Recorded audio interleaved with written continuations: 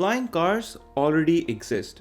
Seriously, you can go online right now and find half a dozen companies that will take your deposit for a vehicle that can both drive on a highway and soar over a traffic jam. So why aren't they everywhere? Why is your morning commute still a miserable crawl through asphalt and brake lights instead of a cinematic glide through the clouds? For nearly a century, the flying car has been the ultimate symbol of the future. It's the promise we were made by the Jetsons and the Back to the Future. But as we stand in the middle of this decade, we're realizing that the problem isn't that we can't build them.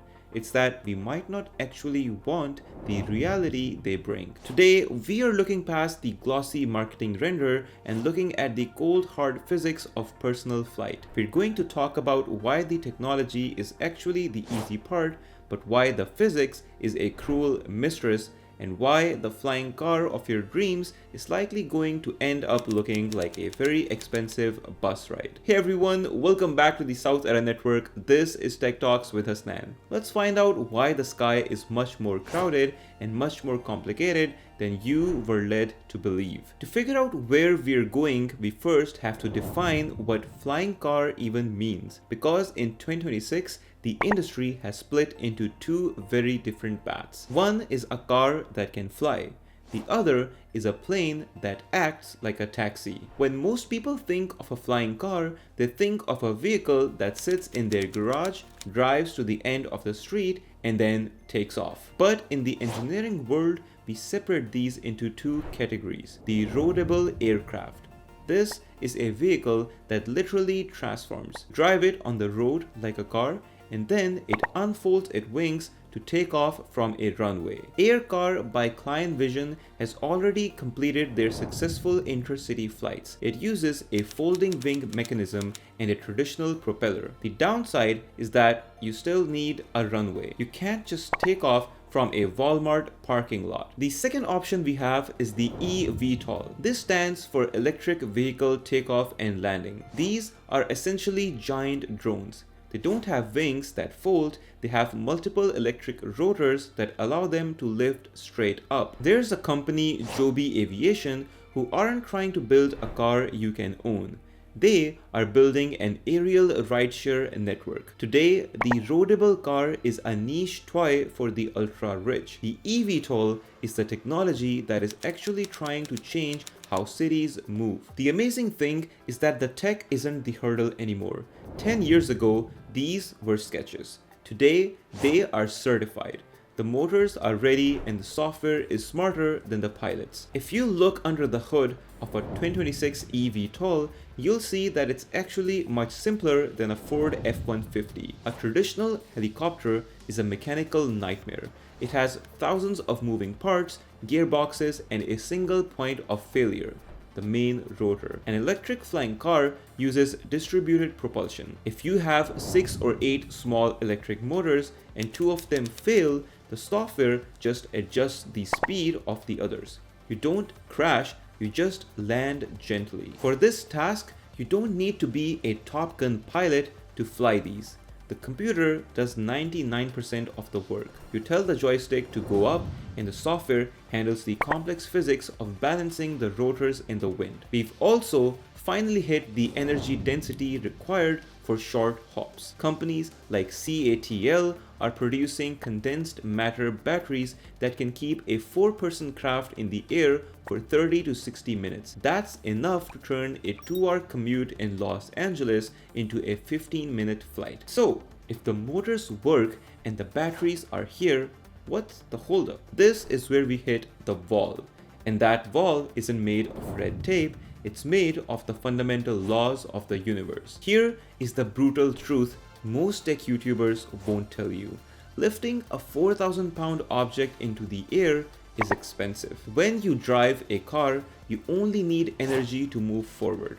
The ground is doing the work of holding the car up for free. In a flying car, you have to pay the gravity tax every single second you are in the air. To carry one human and a heavy battery, you need a massive amount of thrust. This creates a vicious cycle. More weight requires bigger motors, which require more battery, which adds more weight. On top of that, you can't really move that much air silently. Even the quietest eVTOLs sound like a giant leaf blower. Imagine 5,000 of those hovering over a residential neighborhood at 7 a.m. The social pushback is rightfully massive for this. In 2026, flying will always be more expensive than driving, simply because fighting gravity is harder than rolling on tires. Now, beyond the cost of energy, there is the cost of human life. In a car, a fender bender is an insurance claim. In a flying car, a fender bender is a catastrophic event. We have to talk about the safety barrier. This is the stop versus the fall dilemma. We have spent 100 years making cars safe. We have airbags, crumple zones, and anti-lock brakes. But the safety profile of a flying car is fundamentally different. If a car fails, you pull over to the shoulder and wait for a tow truck.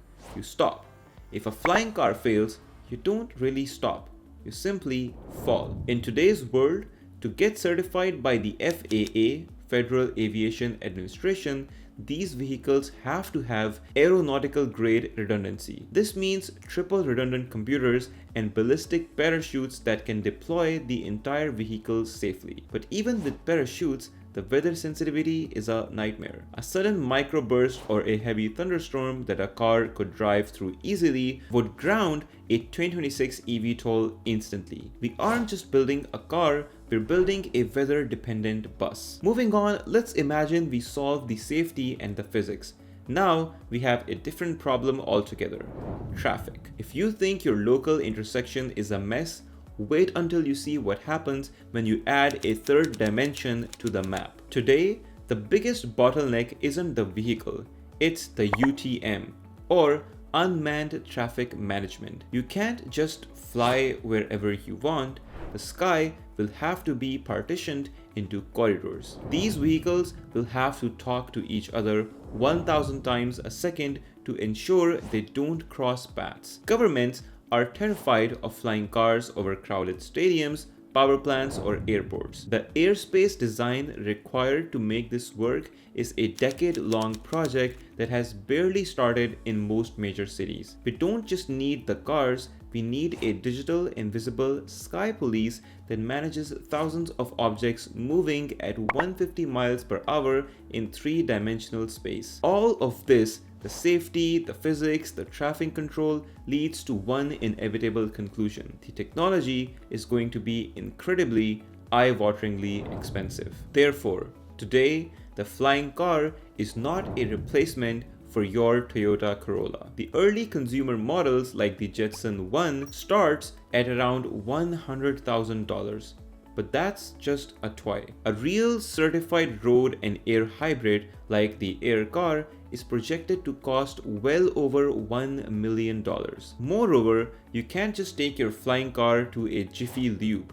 You need certified aviation mechanics. You need vertiports, dedicated pads with high-speed megawatt chargers. Building these in a city like New York or London will cost hundreds of millions of dollars. This is not a mass market product yet. It is a high-end luxury for the elite or a specialized tool for high-paying corporate commuters. So, if they aren't for everyone, who are they for? Because they're being built and they are being bought, we have to look at where they actually make sense. The future of flying cars isn't the Jetsons, it's the air taxi. The first real use case is the airport shuttle. This is the low-hanging fruit of 2026. Instead of a 90-minute Uber from Manhattan to JFK Airport, you take a 7-minute flight from a rooftop vertiport. Companies like Archer Aviation are already setting these routes up. The second real case use is emergency services. This is where flying cars will save lives. An air ambulance, eVTOL, can reach a heart attack victim in a congested city 5 times faster than a traditional van. In places like the mountains of Switzerland or the islands of Indonesia, these vehicles are a godsend. They will instantly replace expensive bridges and slow ferries. This brings us to the twist. We've been waiting for flying cars to replace our roads, but The 2026 reality is that they won't replace them. They will just sit on top of them. The dream of the garage to office flying car is dying. In its place is a much more practical hybrid transport system. We are moving toward a world where you drive your electric car to a local hub, your car docks, or you can transfer to an eVTOL pod. You fly the long leg of the journey over the traffic, and then you land at another hub where a local shuttle takes you the last mile. Flying cars are becoming the express lane of the sky. They aren't a new way of life. They're just a very fast, very expensive tool to bypass the failures of our ground-based infrastructure. These flying cars are real, but they'll never look the way you imagined. They aren't going to be the freedom machines we were promised in the 1950s. They are going to be a highly regulated, computer-controlled, and mostly used by corporations as high-speed taxis. And all this time, the problem wasn't the technology.